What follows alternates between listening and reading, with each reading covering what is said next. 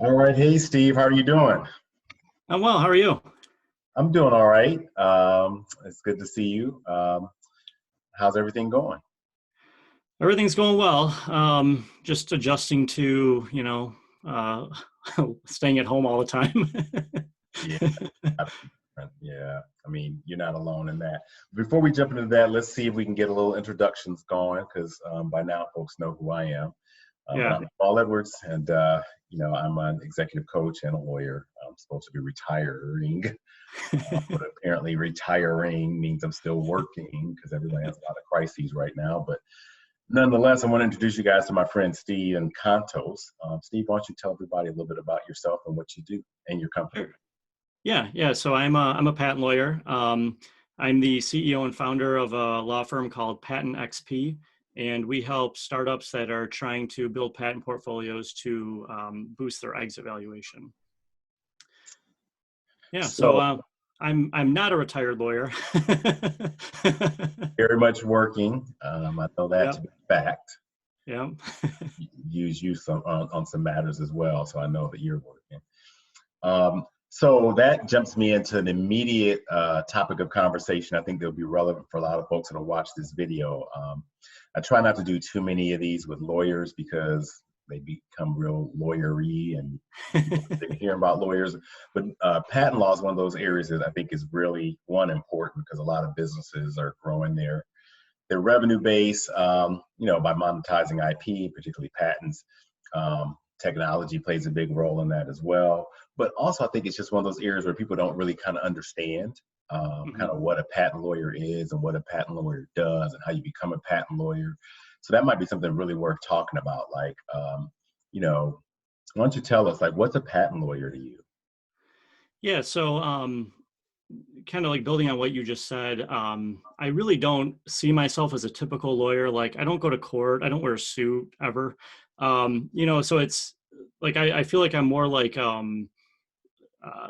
a fractional C-suite executive for a lot of my clients. Like, they bring me in because they need help. They recognize the value of a patent. They need help getting from point A to point B. Um, but the services I provide, they are legal services, but they kind of mesh with the business services so much that it feels like a business service as opposed to a legal service. Um, so to answer your question a little bit more directly, we help companies basically safeguard their technology. So they kind of identify, or we help them identify the technology they're working on, what they're trying to build, and then we help them legally protect it so that their competitors can't copy their ideas. Which I think is fantastic, having done that part kind of work myself. But I think a lot of folks get really confused. Like, so like patent lawyers, there's a special bar.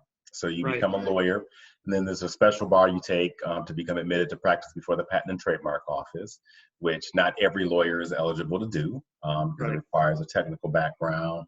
Although I think there's an exception to that if you can show that you have skill and that kind of stuff after a certain number of years of practice. With most people, they have a technical background, either engineering, hard science, something like that, that right. qualifies them to take it. And lawyers take that exam, and non-lawyers can take that exam and become what's called patent agents, which is basically somebody who does exactly what you do, but they're not a lawyer.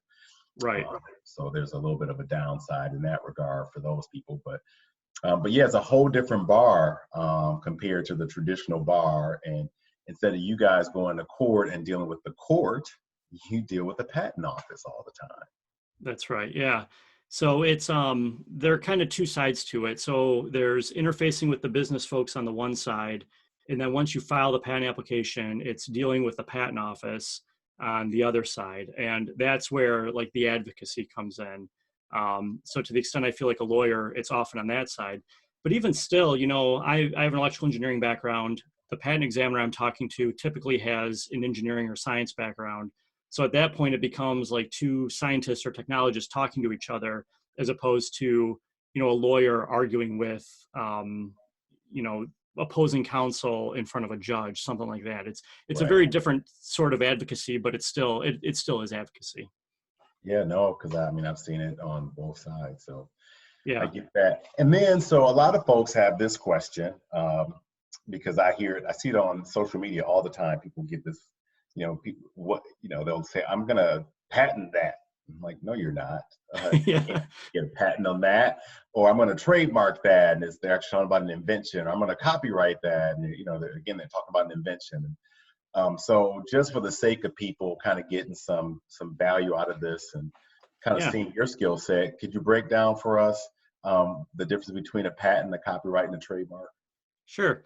So a patent is safeguarding inventions. So if you come up with something like a product, a physical product that's never been created before, there are certain legal thresholds you have to clear. But if you're selling an actual thing, you should be considering that for patenting. Also, if you came up with a new way to make a thing, that could be the subject of a patent. Software is a little bit trickier. I don't think we have enough time to get into all the mess of software patents, but you can sometimes patent software. Back in the old days, you could patent business methods. That's very hard now, but that used to be subject to patenting. So the main people who are looking at patents are people who make and sell things, like things you can hold in your hand or software. So a trademark is a different area of law where you protect the source identifier. So where do particular goods and services come from? So, if you buy, yeah, brand name, exactly. And then copyright protects like artistic expression. So things like, books and art and music, like that's where copyright comes in. There is some overlap between them, between all the different various forms of intellectual property. Like software patents and copyright protection on software can have a lot of interplay. There's something called, within trademark law, there's something called trade dress, which is kind of how things, like the look and feel, the experience you give someone, like when they walk into your store or restaurant or whatever. That can overlap a little bit with like design patents if all your products have a certain look and feel to them that you need to protect. So there is some overlap, but yeah, I mean, in your experience as an IP lawyer, you probably saw it all the time where someone's like, "Oh, I need a trademark," and you're like, "Oh, well, what you're describing to me tells me you actually need a patent."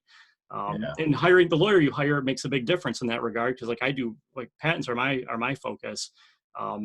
And so that's what I'm looking for. But people all the time ask me for trademark and copyright help as well. Yeah. Yeah. Even lawyers, I mean, lawyers botch it up. I mean, lawyers who went to law school and got a law license and are practicing law botch it up all the time, and it's confusing. So for a lot of our business clients, just to know, like patents are for ideas, inventions, things that you make and can sell.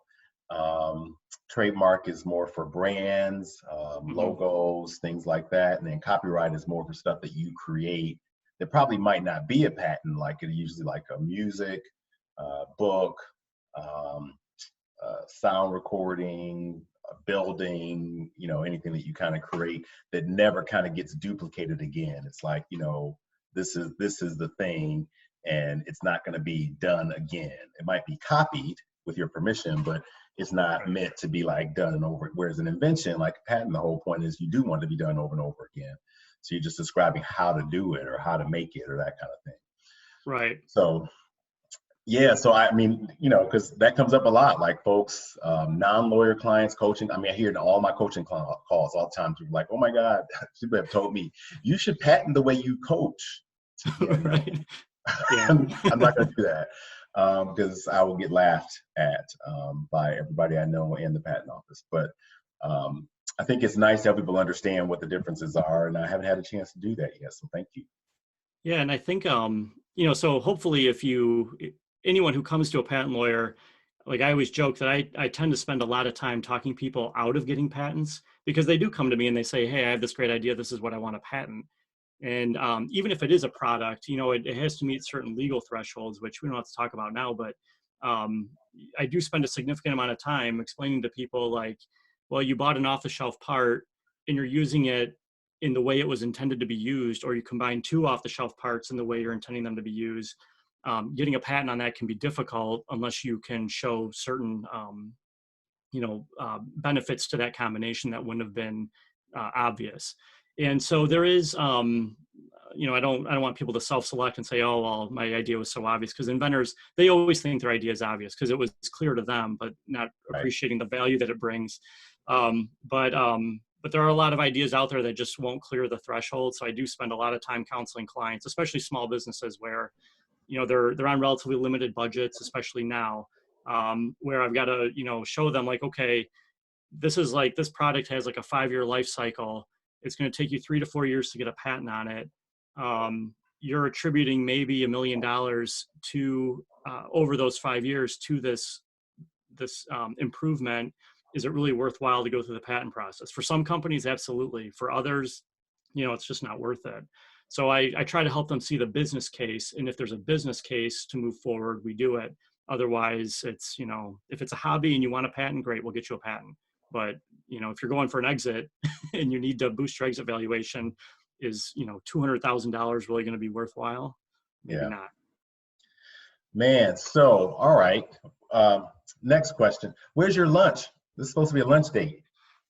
I have my coffee. Yeah, I'm kind of a late luncher. I don't know. I'm a big fan of fitness. I think I go to the gym all the time. Yeah, that's how we met. Yeah. At the DAC, yeah. Yeah. So I can't go to the gym right now. So I've got my basement set up. And so what I tend to do is I tend to help the kids with their schoolwork as much as I can. And then I go downstairs, work out, and then I'll start my day for work. And I tend to just eat right after my workout before I start. Yeah. All right. So this isn't as much a lunch date for you. I mean, I'm having a protein shake because since I'm not able to work out as much as I used to, and I just cannot get myself to working out at home doesn't do it for me. I talked to another person, I think it was Loretta Bush. I was our first virtual lunch date, and I was like, look, it sounds negative to say. I'm a little bit of an exhibitionist. I like to see people. I like people to watch me work out. I like to watch people, and that was a big motivator for me. And like just doing it in my garage or at home, it's just like, it's nothing to look at. There's nobody to push me that extra mile. I'm just not as motivated. So I do like a little bit more cardio now than I normally would do. And I'm like, well, if I can't do what I want to do muscle wise in terms of weights and stuff like that, now I'm going to do it diet wise. So now I'm back to intermittent fasting. And then I break my fast right around noon with a protein shake to try to avoid from, getting fat. Because I just have to be honest, I'm not working out the way I used to. I'm not. So I was doing intermittent fasting for a while. I kind of stopped right around the time all this happened because I'm like, I'm home, I'm stressed out all the time. I just want to eat. Yeah. But I know what you mean about the gym. So for me, I had a relatively serious injury back in January. And so I was hesitant to use free weights. So I've been using like machines at the gym, which are a lot more controlled. And so now that I'm back at home, I don't have all those machines. So I'm trying to keep my weights lower. But like you said, you kind of have to keep it going. Otherwise, you start getting a little softer.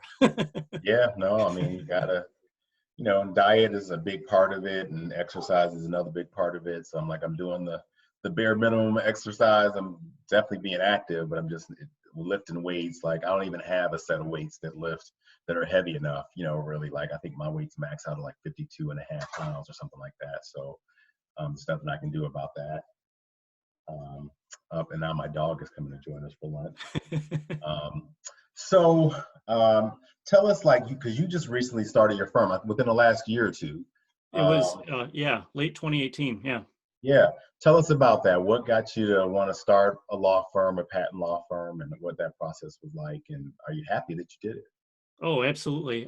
So I was a partner in an IP boutique firm. I know you know what that means, but for people watching who may not, it's a firm that focuses only on intellectual property law. There were, we were like a smaller mid-sized firm, mostly working for large companies, and that's all great work. It's a lot of fun to do.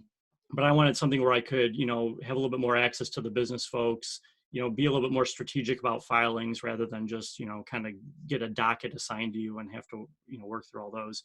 So, so I opened up my firm to, focus on smaller companies, mid-market companies, those that don't necessarily have in-house patent staff. And yeah, it's been great. It's been, professionally rewarding to be able to, kind of help people craft the patent portfolio that they want for whatever their goals are. And then, go from there. And we are on a growth plan.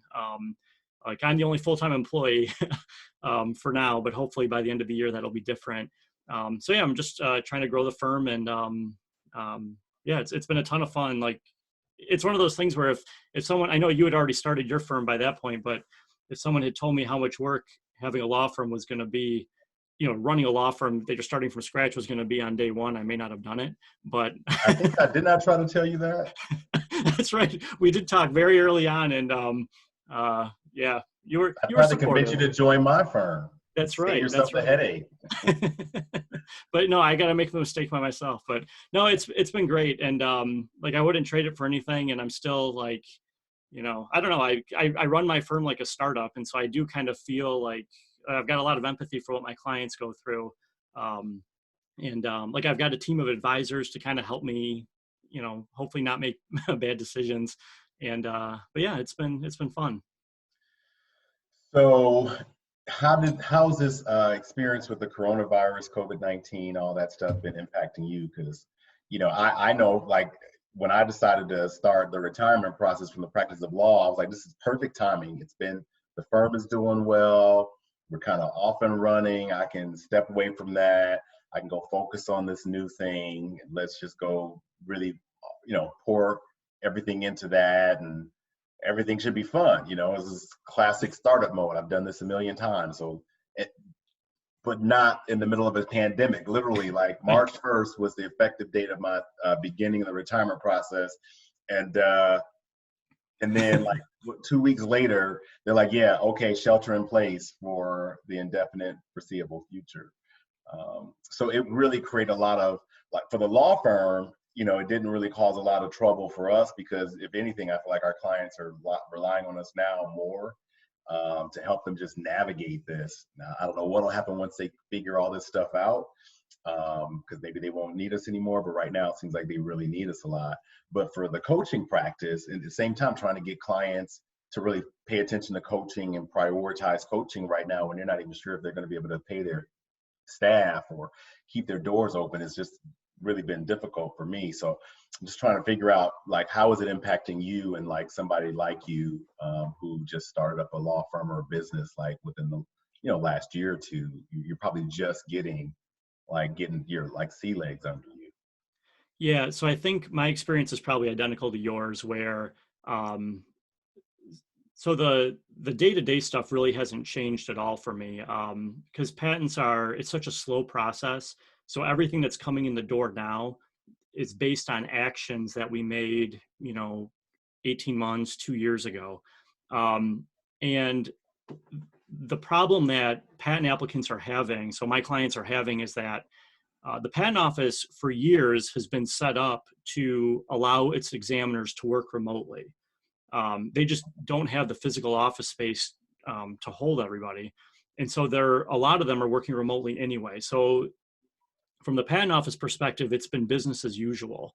The CARES Act did provide a little bit of relief for patent applicants who have deadlines falling. I'm oversimplifying, but if your deadline was in the month of April, you could get like a 1-month extension basically for free. For most applicants, the value of that is about $200. Right. So if your business, if survival or not survival is based on $200 or less, you probably have bigger problems than your patent filings. And so it really is, it's insignificant to most companies, but they did offer that. So that's where I'm having trouble with clients. One is that, they're exactly what you just said, like they're thinking, geez, I may not be in business in a couple months because I can't close my next funding round.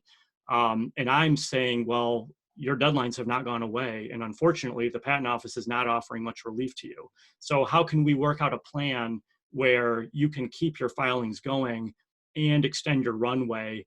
Like that's the kind of conversations I've been having with my clients. And I've been working a lot with my advisors to come up with some good plans where we can kind of keep everything going, at least, hold everything where it is. Maybe not, maybe hold off new filings until the next funding round comes in. Even that we've kind of figured out how to keep the filings going. But yeah, it's just been, how do we, meet these obligations that they agreed to 2 years ago without, cutting into their runway too much, which is, their biggest concern. Because like a lot of companies, if you started your company in this year in 2020, it's going to be very difficult to get an SBA loan. Payment protection, some lenders are, I know it changes all the time, so I'm sure by the time I finish the sentence, it'll already be different. But, some lenders are looking at your 2019 numbers. Other lenders are looking at through the first quarter of 2020. So if your lender is only looking at 2019 and you didn't exist in 2019 as a legal entity, you're kind of out of luck.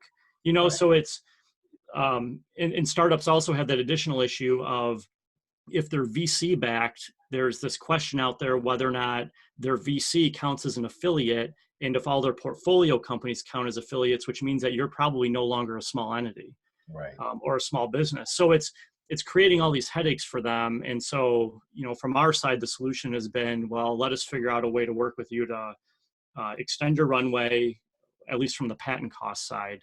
We'll help you extend your runway, but keep everything going. But it has been a challenge, and I don't see many other, I don't see a lot of other solutions out there. I don't know what other law firms are doing, but we've been working hard to come up with a solution. But it hasn't been hitting you very hard on the business side. Have Not you seen really. clients kind of pulling back on wanting to pull the trigger on a filing or taking the next step?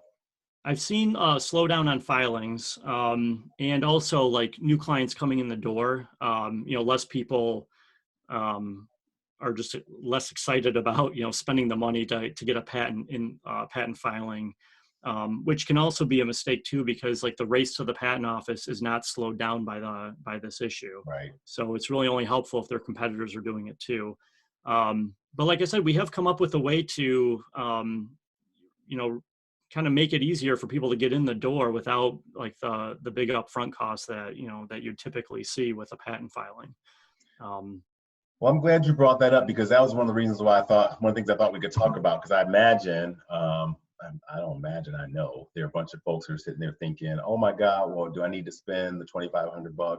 Is it going to cost me to file this patent application? And, prioritizing what's going on. One of the things I try to remind people, like as a coaching matter, is that, you can't let your past destroy your future. Right. Like all this stuff, everything from here on beyond, including the coronavirus, it's a present problem right now, and it does have some future implications, but it's also very much a past thing. It's something, these are the fallouts of something that happened in the past. But the downside is, like with patents, a lot of people don't realize that if you can get a patent, it can be groundbreaking, and significantly huge value add for your business, because it's the only legal monopoly in the United States. Every other monopoly, if you go try to do it, you have to answer to the FTC or the DOJ, or somebody else is going to be really pissed off about it. But if you have a patent, then they're going to say, knock yourself out, go ahead and monopolize all you want to until your patent expires. So there's that. And then at the same time, a lot of folks, as you build patent portfolios, you can license them, you can make extra money without doing anything. You can pay somebody to make your stuff. So a lot of companies don't realize that they actually create value for them down the road, and they don't realize the risk that they take when they delay. Because unlike some things, you can slow move, slow pace, slow whatever. With a patent, there was a point where the patent laws were, first to invent. We were one of the only countries that had first to invent patent at that point. But now we're like almost everybody else with the first to file. They don't give a crap whether you invented it first. They want to know who got to the patent office first. So if you're waiting, somebody else might be thinking the exact same thing or having even a better idea than you do. And if they beat you to the patent office, you're SOL. Yeah, I think so. Obviously, I've never worked with you as a coach before, but I assume that you adopt like the whole growth mindset that where you are now is not where you need to be the rest of your life. Like you can always improve, and on top of that, like part of the growth mindset means to me is like looking far into the future, and whether that's a year from now or 5 or 10 or however many years from now, for companies that are in the tech space that are releasing actual products, not having patents or not even thinking about it, or saying, well, it's too expensive for me. The problem is that 5 or 10 years from now, it's either going to look very different than what you are hoping it's going to look, because you don't have a way to stop competition, or even raise the funds in the meantime to get to that point.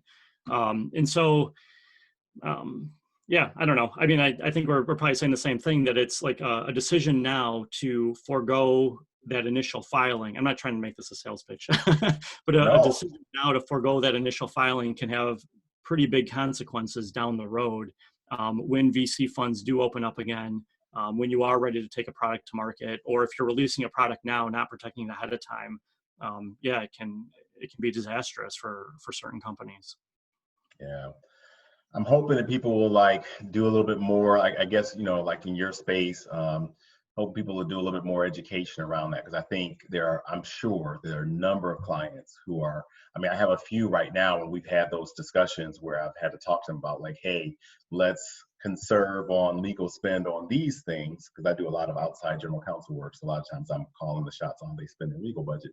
And I'm like, hey, we can, these lawsuits and stuff, we can deal with that later. Some of these transactions, we can deal with that later. But the IP stuff, the stuff that's important, it's, to the extent you have the capital to do it, you kind of need to invest in it, because it's it's going to take time to get sorted out. Number two, there's the whole, delay thing. But number three, it's a sign of like who you are as a company.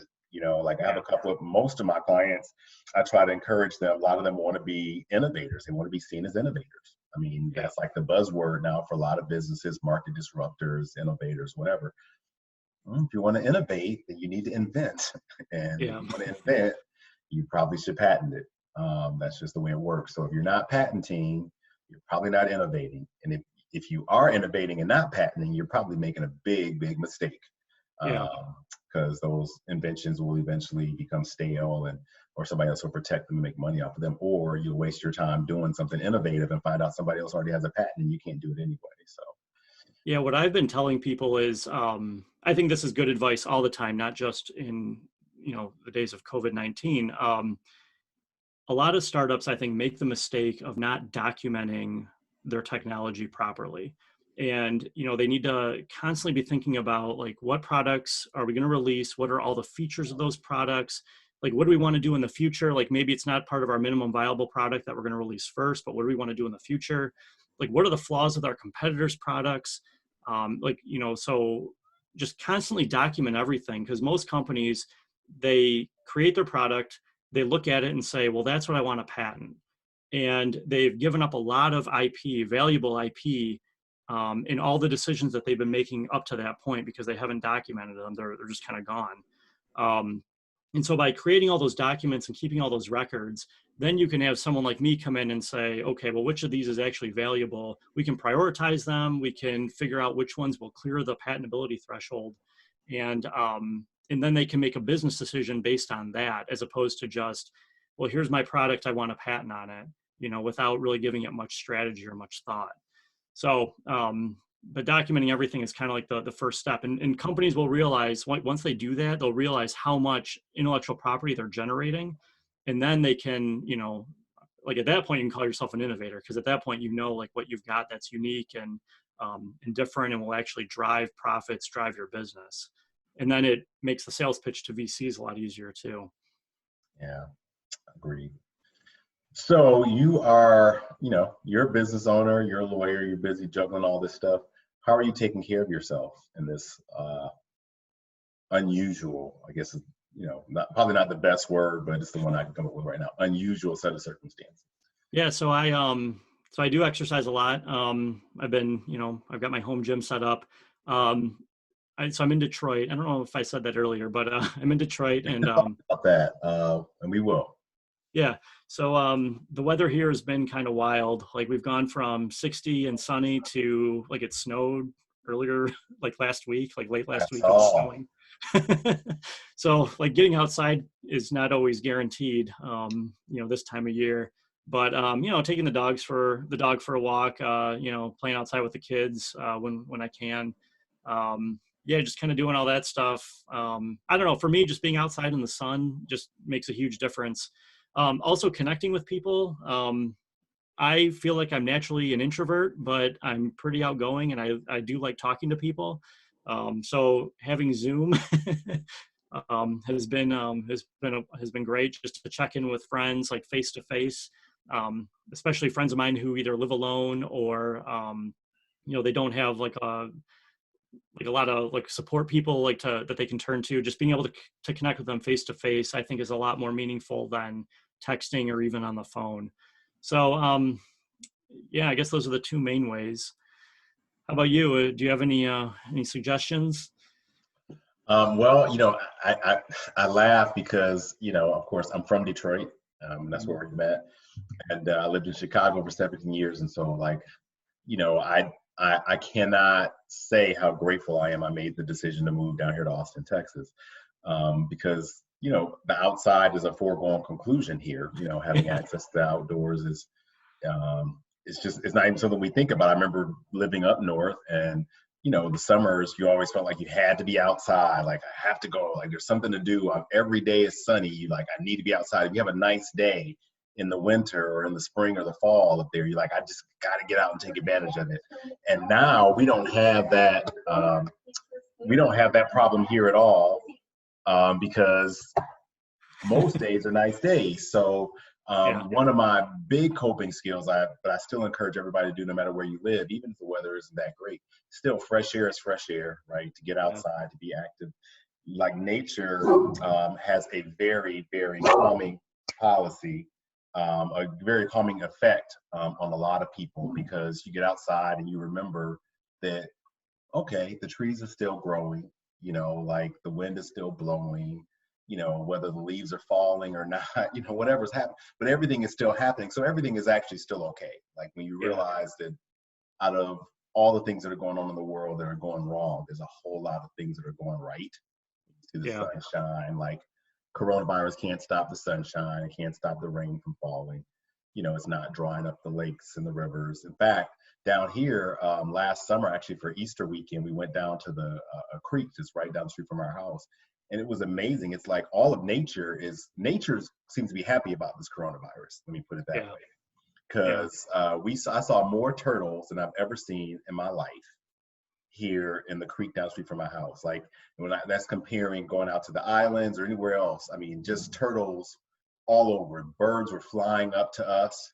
They were like walking around, just because there's just not that much pedestrian and people traffic, and the water is always kind of clear down here, but it was just even more clear. There's just a lot less activity. So I think yeah, nature is one of my number one coping skills, is to tell people to get out and commune with nature. Even the snow can be fun if you go out for a little while. yeah, And physical activity, of course, is one of them. But I've also been telling people to be okay with themselves, because a lot of folks either are like me and they worked out a whole lot and they're really having a hard time adapting to this. Especially if you like a big, bodybuilder type workout, or you can't build that kind of gym at home unless you're like a superstar.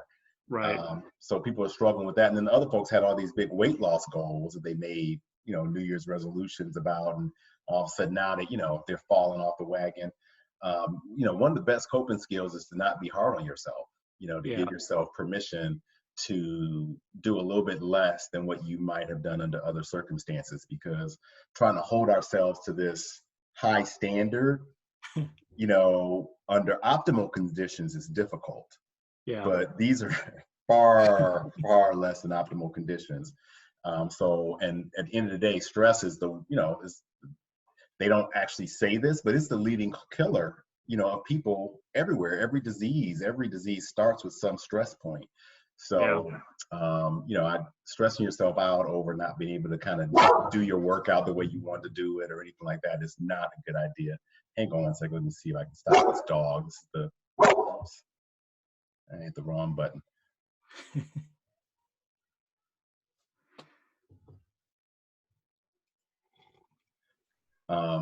And like stuff like that. So like I remember just a few months ago, I was working on a deal with one of my partners who has a dog, and the dog is known, to bark in the middle of conference calls.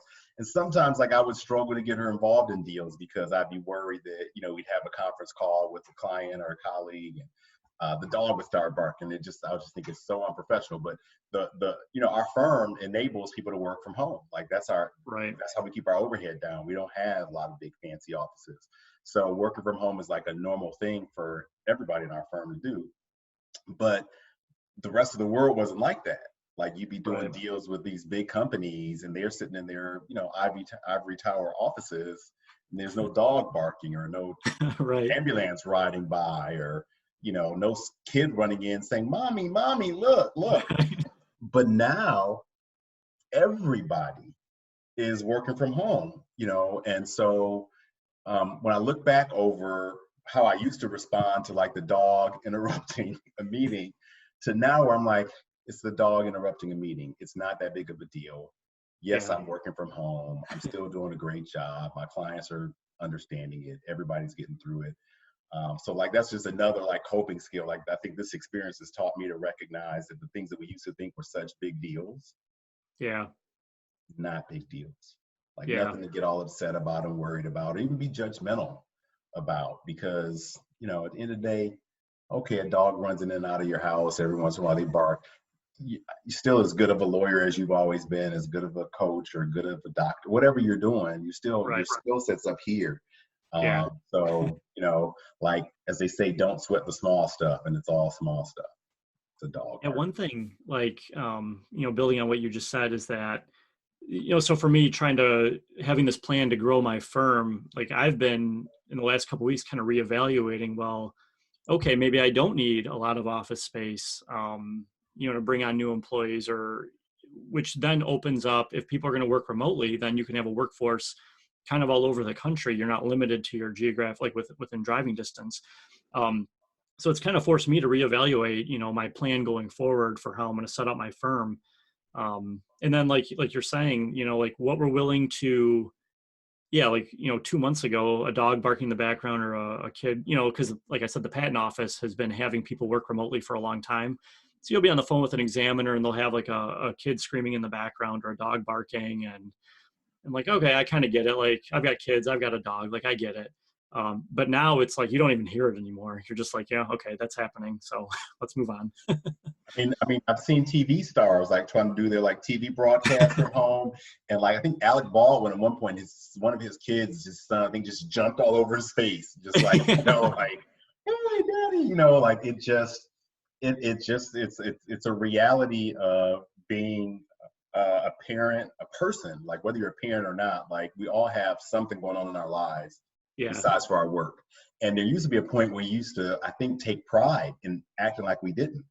I used to have periods where I was like, I used to like being in my office, and I'm this super professional. I've got this swanky furniture and beautiful lamps, and got a secretary that answers the phone, Mr. Edwards' office, like, as if this is all there is to me, as if that's something to be proud of. And the reality is, I'm actually more proud that I have a kid. He's 11. He's in the 5th grade. He's growing. He's going through stuff. I got a dog.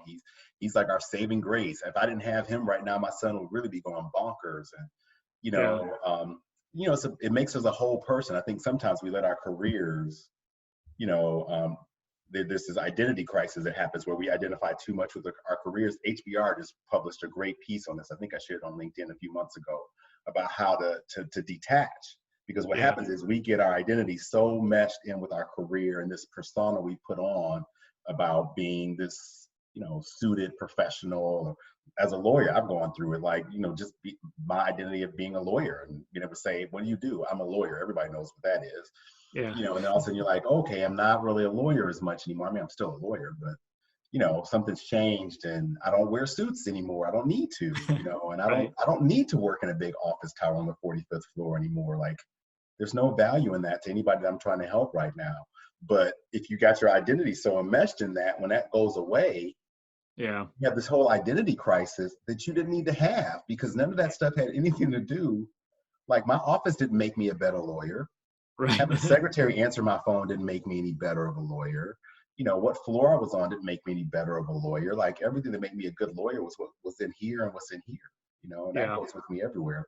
So that's another coping skill I think I've learned from this experience, is to get people to really kind of like start to identify more with who they are and what they bring to the table, as opposed to all the aesthetics that we Yeah. used to surround ourselves with. Are you familiar with like Brene Brown? Love She had her Brene TED Brown. Talk. Yeah. And where she talked about vulnerability, and like Yeah, that was like the exact opposite of just everything you hear, especially in the legal world. It's like you got to always be professional, you got to always be right. And then you hear her go out and say like, no, go out there and be vulnerable. And I'm like, oh, maybe. But that's exactly what you're talking about. It's, this idea of, we're all human. We've all got things going on in our lives. And now that we're all working from home, everyone can see it. right. um, Right, but it was always there. It was always yeah. there, and quite frankly, I remember the times. I think I told you about that. I was running a nonprofit in Chicago, and there Yeah. was medical center, and it was going through a lot of stuff. I mean, there were a lot of problems, and my natural tendency is to be Mr. Strong. I can fix it, and man, did that piss everybody off. Like it just. I mean, at points it was necessary because there was a lot of stuff to fix. But I remember we had PR consultants. We had all kinds of people coming in trying to help us figure some of this stuff out. I remember one time their very seasoned PR person, who I still adore and will work with to this day, sat me down and she was like, you are your most powerful when you are vulnerable. Your Yeah. staff, your team, they connect to you, they support you, they will follow you better when they see that you break down sometimes, like they do when they see that you are struggling with this stuff like they are. And I think the same is true for us as lawyers. I have some friends who proudly run around all the time saying, "I've never lost a case. I've never lost a case." I'm like, Yeah. you butthole, like, either that doesn't help at all. One, like, either you never took on a case that you couldn't win, which that doesn't make you a great lawyer. That just means you're a good case picker. Right. You're trying to convince the people that you're this superhuman person that you clearly are not. Yeah. And who wants to work with somebody who can't, because my clients are coming to me for mistakes. Usually Right. when they come to us, they're like, I got a problem or something I don't know. So they're in a vulnerable state. I don't know how you think they're going to resonate with you if you're saying, well, I realize you fucked up some stuff here and there, but never me. Right. Yeah, okay, I'm gonna go talk to somebody else that could be a little bit more real. So I think Brene Brown is awesome. She's got a new podcast out now. I think she's just on like her third or fourth episode. And Okay. it's great. I think it's called I almost want to say Broken Open, but that's one of her books or something like that. But it's some Unbreaking Us or something like that. I forget what it's Okay. called. I'll send you the link. Yeah. But it's great. I think her work and what she's done and the permission she's given really because of that TED talk and because of Ted's endorsement of her and Oprah's endorsement of her and pretty much everybody else, Mark Zuckerberg, everybody loves her, has Yeah. all of a sudden given everybody else's permission to talk about vulnerability and shame that we didn't have a few years ago before she did her first TED talk. Yeah. And I think, one of the big problems we have, I mean, there are a lot of problems going on right now, but a big one, that's been going on for a while is like just mental health issues, and how like they don't want to talk about it, or they feel embarrassed to talk about it. And so for her to bring vulnerability like out in the forefront and try to, normalize vulnerability, then I think that'll open the doors to, people talking more about mental health issues, and having there be less of a stigma around it. So I love her work. I think what she's doing is fantastic. And to the mental health point, I mean, I've shared on my personal social medias, I've struggled with mental health issues myself. My son has struggled with them. I've been pretty transparent about them. It's been a challenge. He's got special needs, and I guess I don't want to call him special needs. He has different needs.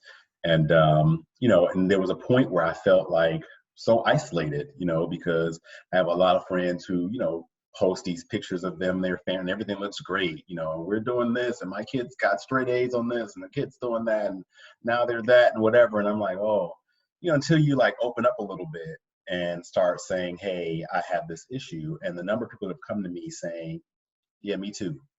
like they may not have done it publicly, but privately they've come and said, like I've had kids struggle, parents struggle with kids that were suicidal, of course, ADHD, developmental disabilities, all that kind of stuff that you never would have known because they were afraid to talk about it until somebody else said it's okay to talk about it.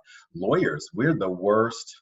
I mean, for alcoholism, depression, suicide, like those rates are really high among almost all of the professions, lawyers, doctors. The same thing with like CEOs and business owners, they get so identified with their business and their career.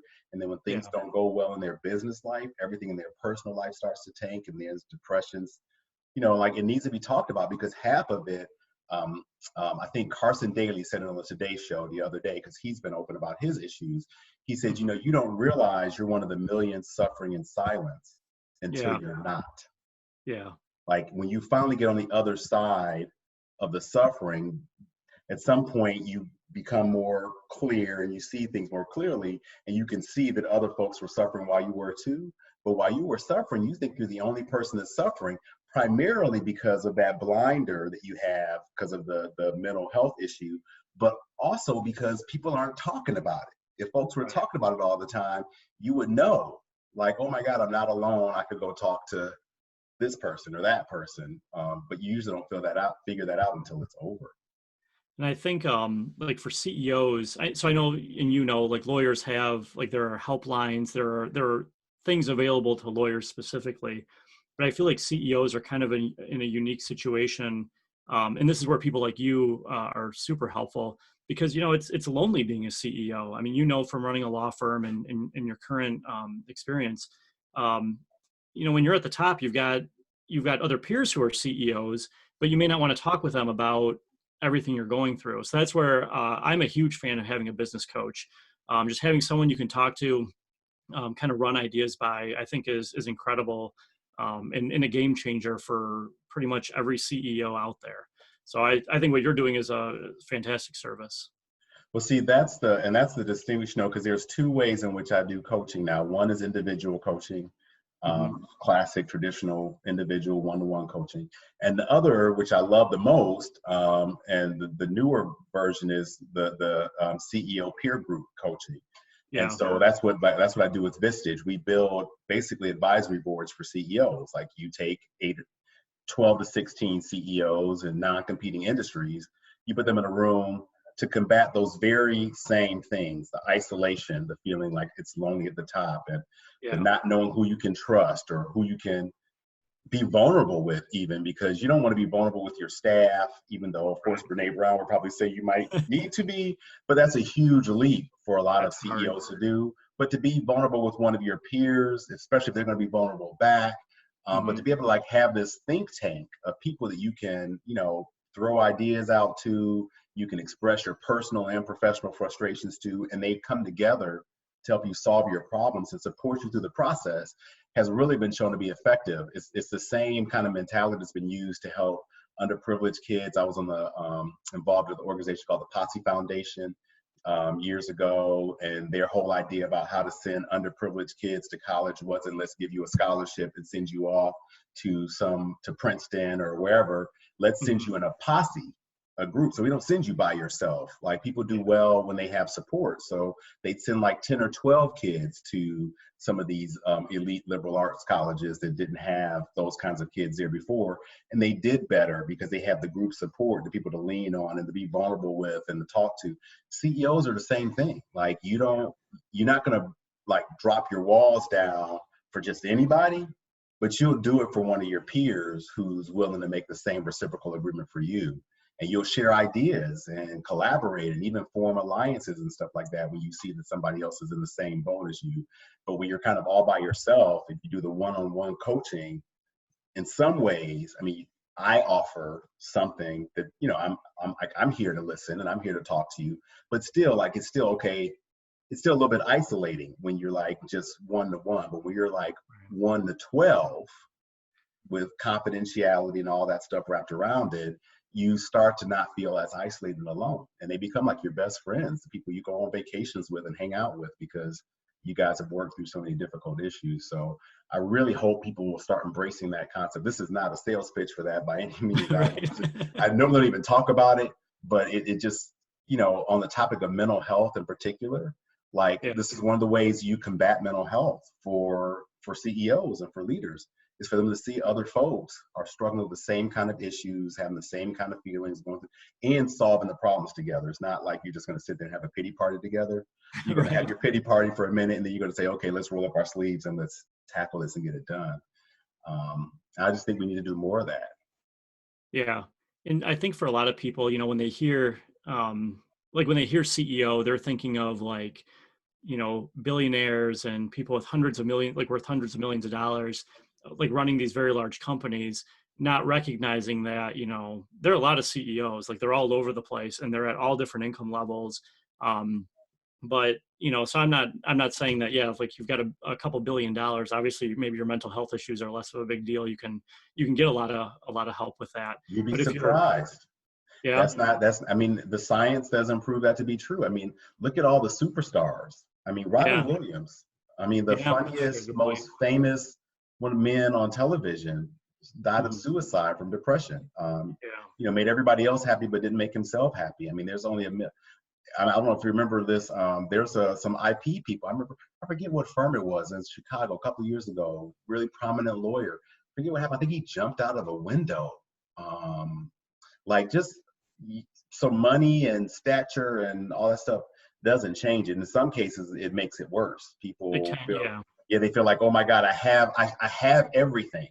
So I yeah, should not feel this way. So then there's the shame and the guilt that goes along with it too. So I think I know where you're going, but I'll just challenge on that. Like I think the billionaires, they're not any better off than anybody else. In fact, sometimes they're worse off.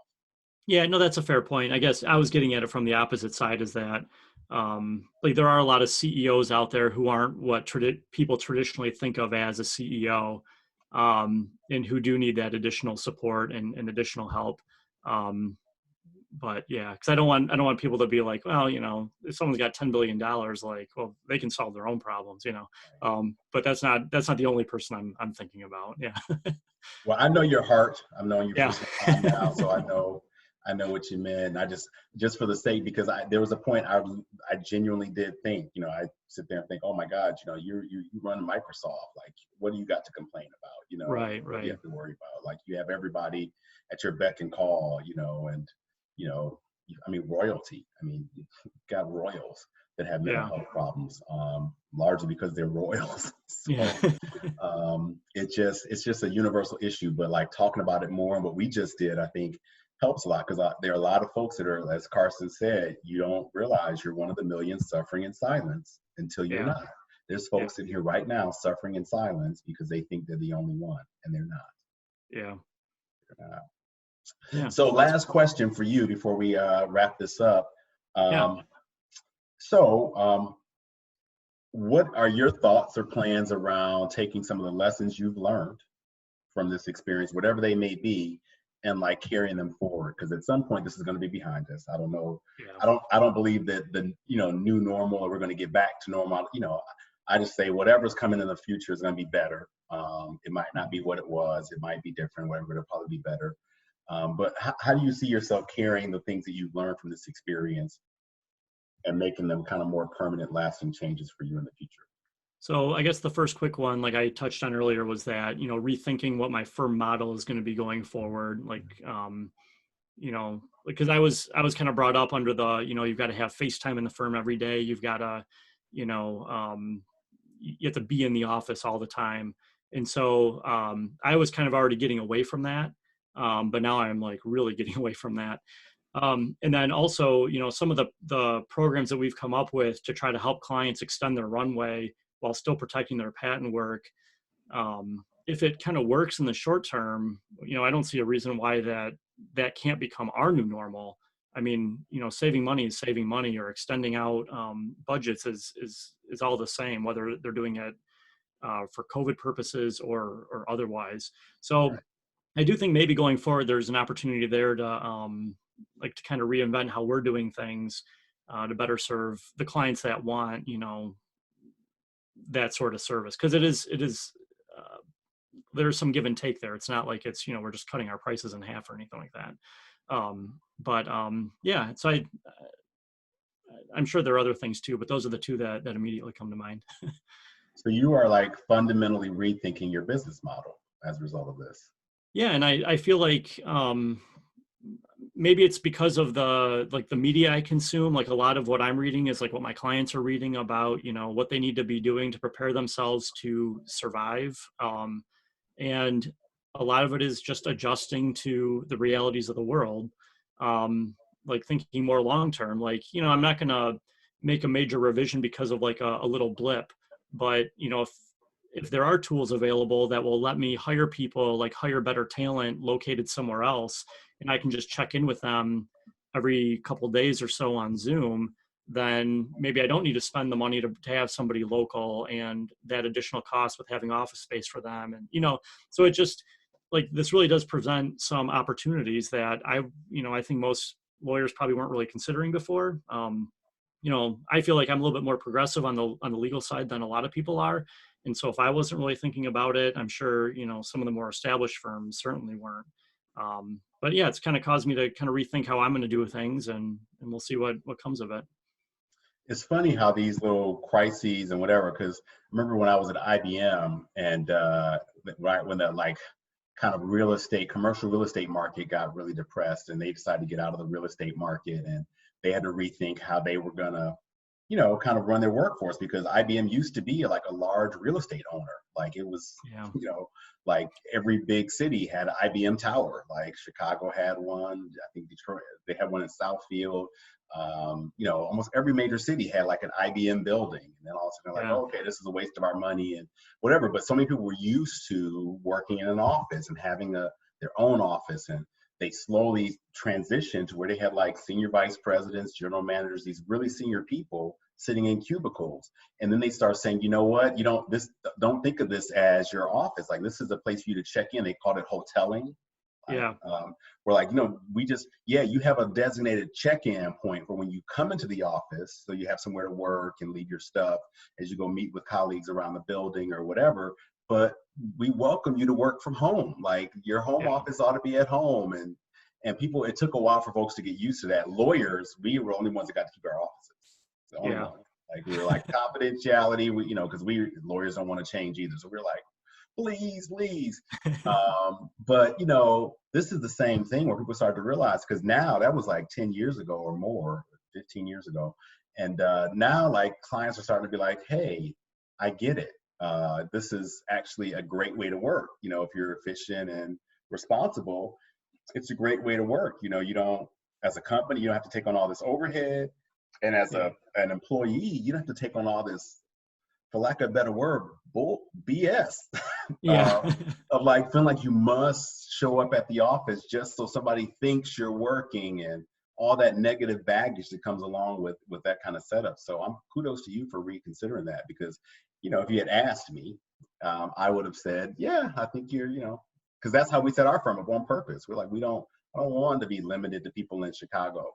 And I don't want to, be limited to serving people from Chicago. And I don't want to be limited to people that only, that want to sit in an office all day and drive up all my costs that don't deliver any value to any of the clients. So we kind of went straight in on the hybrid model. We have some office space, so people, if they need to be in the office, they can be in the office. But that's primarily for special occasions. Like discrete purposes and needs. Most folks are working from home.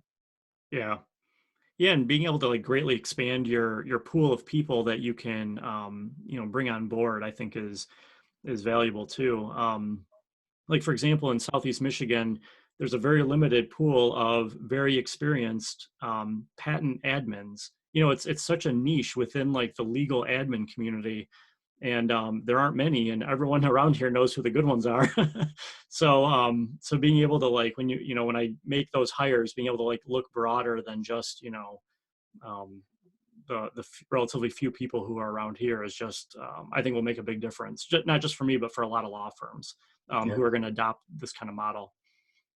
So as we wrap it up, last thing, how can people find you if they're interested in connecting with you or learning more about your firm or anything like that? It's one thing I want to, these videos they're really just meant to kind of check in, have a different conversation on LinkedIn than what you should do about the coronavirus and how leaders are leading through, all that stuff, just to have a real transparent conversation.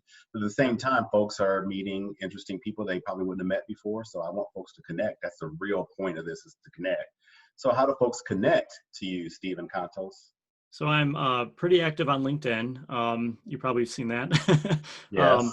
So they can, if you tag me in the video, they'll be able to connect with me directly. And I pretty much accept all all connections. But other than that, my webpage, PatentXP.com. That's probably the best way for people to get a hold of me, through some of the links and things there.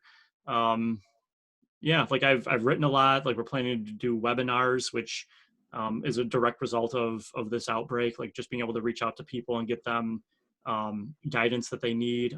We've got a lot of that on our website already. So yeah, so LinkedIn and the website are probably the two best ways to get a hold of me.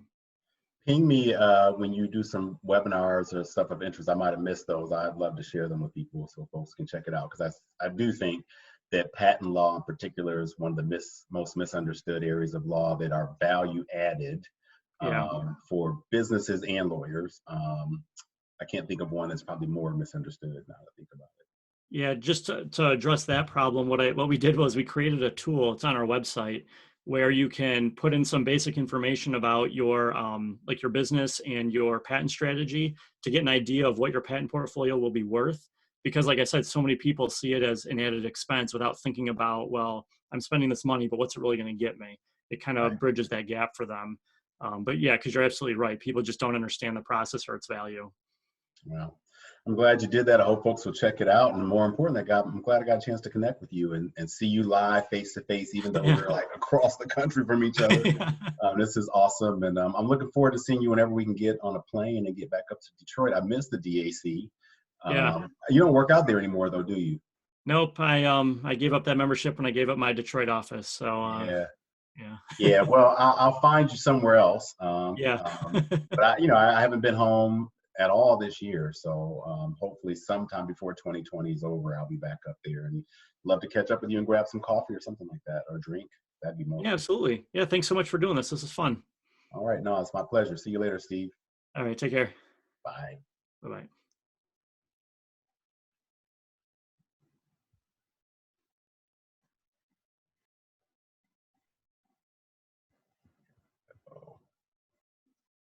Oh, it doesn't want to stop.